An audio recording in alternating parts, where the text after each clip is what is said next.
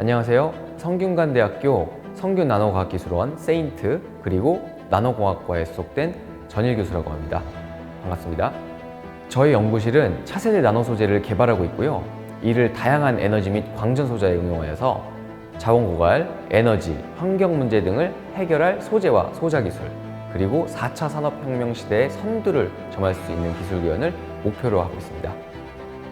저희 연구실에서는 유기, 무기화, 그리고 재료공학에 기반한 저차원 나노바이오 고분자 재료를 합성하고 분석해 고성능의 태양전지, 디스플레이, 센서 소자 등에 응용하는 연구를 진행하고 있습니다.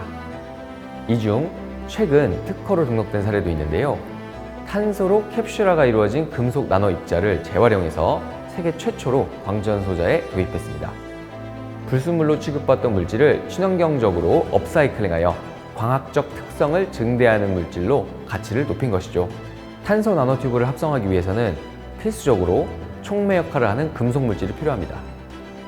촉매는 탄소 나노튜브의 성장에 도움을 주기도 하지만 합성 과정에서 촉매 입자 또한 탄소 나노튜브의 주성분인 탄소에 둘러싸이게 되는데요. 그 결과 탄소로 캡슐화된 금속 나노 입자가 생성되는 겁니다. 캡슐화된 금속 나노 입자는 탄소 나노튜브의 순도에 영향을 끼치기 때문에 그간 불순물로 취급받았어요.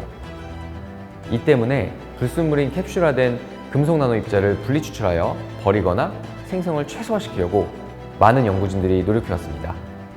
그동안 페로브스카이트 태양전지의 효율을 높이기 위해서 나노 입자를 활용해 광학적 특성을 증대시키는 그런 연구가 활발히 이루어져 왔는데요. 하지만 일반적으로 금속 입자가 직접적으로 광활성 물질인 페로브스카이트와 접하게 되면 이온 이동이 발생해서 안정도가 저하된다는 문제점이 있었습니다. 이로 인해 광학적 효과를 얻으려 태양전지에 사용하고자 해도 실질적으로 적용할 수 있는 부위가 한정될 수밖에 없어 고민이 많았어요. 저희 연구실에서는 관련한 다양한 연구를 진행했고 세계 최초로 그간 불순물로 취급받던 탄소로 캡슐화된 금속 나노 입자를 페로브스카이트 태양전지에 적용해 보게 된 것입니다. 결론적으로 버려지던 물질을 광학적 특성을 증대하는 중요한 소재로 가치를 높이는 데 성공하게 됐어요. 저희는 우선 태양전지의 기본 구조에 적용해 광학적 효과의 유무 및 페로브스카이트와 간접, 직접적 적용을 통해 안정성 및 효율을 확인해 보았습니다. 그 결과 탄소로 캡슐화된 금속 나노 입자 중 하나인 FE 나노파티클이 존재할 경우 기존 대비 효율이 높게 나왔을 뿐만 아니라 페로브스카이트와의 간접적인 케이스 그리고 직접적인 적용 케이스를 비교했을 때에도 오히려 직접적인 접합이 플라즈모닉 효과를 더 유도하여 소자의 효율 향상에 도움이 되었음을 확인할 수 있었습니다. 이러한 결과를 통해 해당 페로브스카이트에 FE 파티클이 직접적으로 노출이 되어도 충분한 안전성을 가지는 것을 확인할 수 있었고요. 동시에 탄소로 이루어진 캡슐화로 인해 페로브스카이트와 금속이 직접적으로 접촉하지 않는 것도 증명해냈습니다. 앞서 말한 것처럼 금속 나노 입자가 페로브스카이트와 직접적으로 접촉할 경우 결정 형성에 영향을 줄 뿐만 아니라 결함이 형성되거나 이온 이동으로 인해 소자의 안정성이 저하되게 되는데요. 하지만 탄소로 캡슐화된 금속 나노 입자를 활용하면 금속 입자와 페로브스카이트의 직접적인 접촉을 탄소층으로 원천적으로 차단할 수 있기 때문에 앞서 언급된 모든 문제를 해결할 수 있게 되는 겁니다. 또한 나노 입자들은 시간이 지날수록 응집하는 성질을 가지고 있는데요. 탄소로 캡슐화된 금속 나노 입자들이 모여 있을 경우에 탄소와 탄소 사이에 파이프 인터랙션으로 인해서 일정한 간격이 발생하고 이때 발생하는 간격을 활용해 광학적 효과를 추가적으로 활용할 수 있게 됩니다. 보다 높은 에너지 변환 효율 도출을 실현해낼 수 있는 겁니다.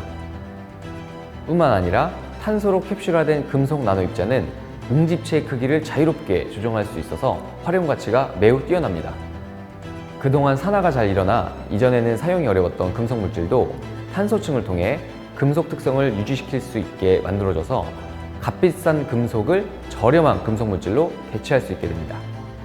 TRL 6에서 7단계의 시작품, 실용화 단계라고 생각합니다. 현재는 TRL 5단계 수준인데요. 빠른 시일 내에 TRL 6에서 7단계에 해당하는 수준까지 진행될 예정이고요. 구체적인 계획 또한 존재하고 있습니다.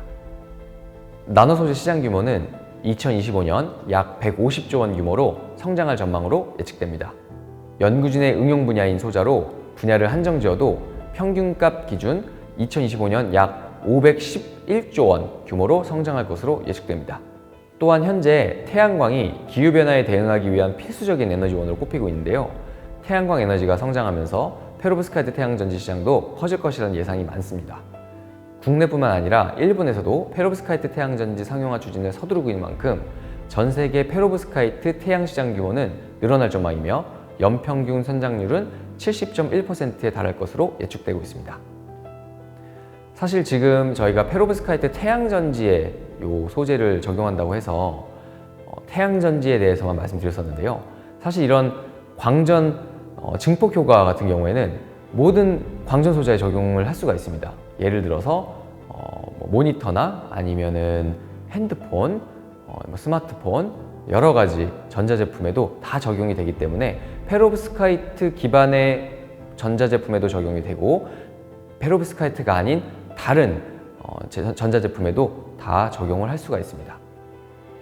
사실 이번 영상에서는 저희가 특정 기술에 대해서만 다뤘어야 됐고 많은 것들을 보여드리지 못했었는데요. 저희 연구실의 홈페이지를 한번 참조하셔가지고 언제든지 저한테 연락을 주셔서 방문해 주시면은 저희가 어떠한 기술들을 가지고 있는지 설명을 드리겠습니다. 그리고 특히 저 같은 경우에는 대기업에서 5년 이상 근무를 했었던 이력이 있기 때문에 단순히 연구를 위한 연구가 아니라 실질적으로 작동하고 비즈니스화 할 수 있는 기술들을 보유하고 있고 개발하고 있습니다. 산업계에 계신 분들께서 관심을 가지실 만한 기술들을 보유하고 있기 때문에 그분들께서 특히 오시면 좋을 것 같습니다.